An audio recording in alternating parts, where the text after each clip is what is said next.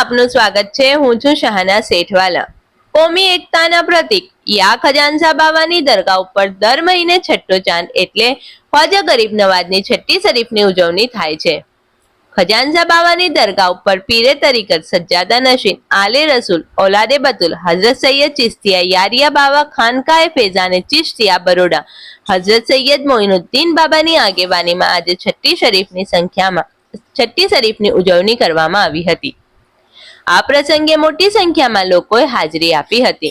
Report Aziz Dhupelwala.